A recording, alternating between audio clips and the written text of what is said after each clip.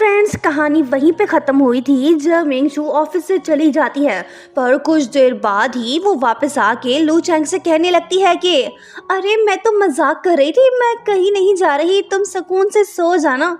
ये बात सुनते ही लू चैंग के दिल को तसल्ली मिलती है। उसके बाद होता ये है कि मिंगशू अपना घर सेल कर देती है। ये डिसीजन लेना उसके लिए काफ़ी मुश्किल तो था, पर उसे अपनी मॉम का इलाज भी तो कराना है, इसके अलावा कोई और चारा नहीं था।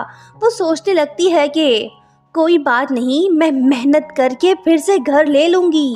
मिंगशू अपने घर की चाबी एजेंट के हवाले करके अपना सारा सामान लेके जब वो जा रही होती है तो तभी वहाँ पे शुबाओ आ जाता है और उससे कहने लगता है कि मेरे कज़न ने तुम्हारे साथ सही नहीं किया, उसकी वजह से तुम बेघर हो गई।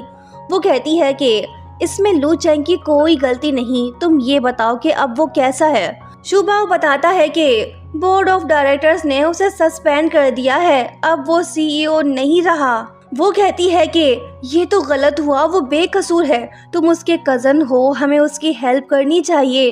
वो कहता है कि बात तो सही है पर हमारे पास कोई प्रूफ नहीं। वो कहती है कि अब मुझे ही कुछ करना पड़ेगा। ये बात सुन के शुबाओ कहता है कि हम साथ में मिलके सच का पता लगाएंगे। पहले हमें ओरिजिनल फाइल ढूंढनी होगी, अगर पूरी वीडियो मिल गई तो लू चैंग बच जाएगा। नेक्स्ट मॉर्निंग जब मिंगशू हॉस्पिटल पहुंचती है तो लू चैंग वहाँ पे पहले से बैठा होता है।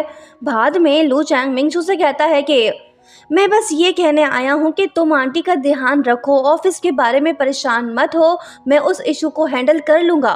वो कहती है कि मैं क्यों परेशान होंगी, मुझे तो सस्पेंड कर दिया गया है। लू चैंग शॉक्ड होकर पूछने लगता है कि तुम्हें किसने सस्पेंड किया है। वो कहती है कि तुम्हारी सिस्टर ने।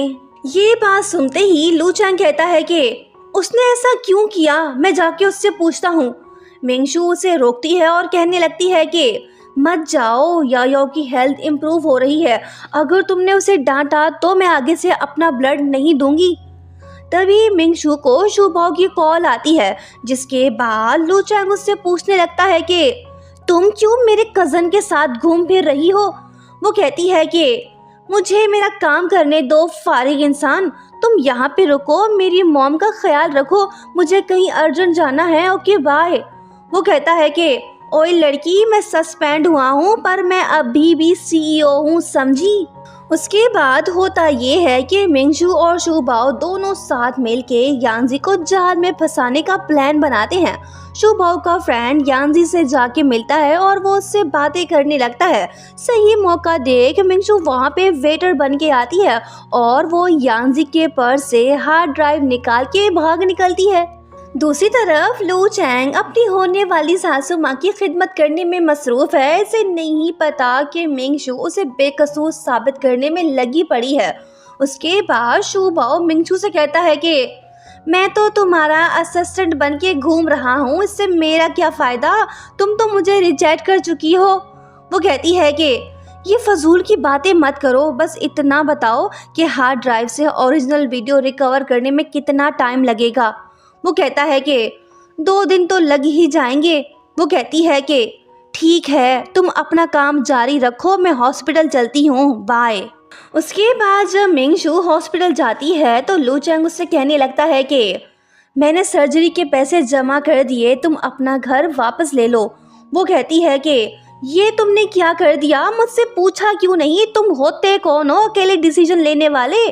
लो जी, ये दोनों तो उलझ पड़े, कहीं पे भी शुरू हो जाते हैं, शायद इसी को ही प्यार कहते हैं। खैर, लू चैंग को उसके घर से कॉल आती है, उसे वहाँ पे जाना पड़ेगा। जाने से पहले वो मिंगशू से कहता है कि तुम कल हमारे घर पे ज़रूर आ जाना, मैं तुम्हें अपनी सिस्टर से इंट्रोड्यूस करवाऊँगा। वो कहती है कि कैसा इंट्रोडक्शन, हम पहले ही मिल चुके हैं, अब मैं उससे क्या बोलूँगी, बाकी बातें बाद में करेंगे, पहले तुम घर जाओ, ओके। अगली सुबह मिंगशू याओ से मिलने जाती है और वो उसे सॉरी बोलती है, पर याओ उससे कहती है कि मैं कुछ नहीं सुनना चाहती, तुम बस यहाँ से चली जाओ। दरअसल याओ इस वजह से नाराज़ है क्योंकि लू चैंग और मिंगशू में से किसी एक ने भी उसे ये बात नहीं बताई कि वो दोनों एक दूसरे को लाइक करते हैं। इसकी नाराजगी तो बनती है। खैर, बाद में मिंगशू लू चैंग से कहती है कि सब तुम्हारी गलती है, तुम्हें पता भी है कि तुम्हारी सिस्टर सेंसिटिव है, फिर तुमने उसे सब कुछ क्यों नहीं बताया? तुम्हें किस गधे ने सीईओ बनाया? तुम कोई भी काम ठीक से नहीं कर सकते। ये दोनों बातें कर रहे होते हैं कि तभी शुबाओ की आवाज़ आती है कि मैंने ओरिजिनल वीडियो अनलॉक कर ली है, जल्दी से आके देखो। दोनों वहाँ पे जाते तो हैं, पर मसला ये है कि वीडियो में रोमांटिक सीन्स भी हैं। शुबाओ और ग्रैंड माँ सब कुछ देख चुके हैं। दादी माँ दोनों से कहने लगती है कि हम तो चले काम से, तुम दोनों वीडियो देखो आराम से, बाय बाय। ये बात सुनते ही हमारे हीरो हीरोइन शर्मा से जाते हैं। दोनों चुप हैं, इनके मुंह पे तो ताला लग गई। किसी एक को तो पहल करनी होगी, अभी नहीं तो कभी नहीं, यही सही मौका है। तभी याओ याओ आके अपने भाई से कहने लगती है कि डफर, आई लव यू बोलना मुश्किल है क्या? शुरू होते हो या मैं आके धक्का लगाऊं? अपनी बहन की बात सुनते ही लू चैंग का कॉन्फिडेंस लेवल हाई होता है और वो फाइनली मिंगशू को अपने दिल की बात बता ही देता है। दोनों की लव स्टोरी चल पड़ी। उसके बाद होता ये है कि लू चैंग फिर से सीईओ बन जाता है। बेचारा शुबाओ अपने जख्मी दिल के साथ अब्रॉड वापस लौट जाता है। ये लड़का तो वाकई में ग्रेट निकला। मिंगशू की खुशी के लिए ये पीछे हट गया। इसे कहते हैं असली कज़न और फ्रेंड। खैर, सब कुछ ठीक होने के बाद मिंगशू और लू चैंग हंसी खुशी साथ में रहने लगते हैं। ड्रामे की हुई हैप्पी एंडिंग।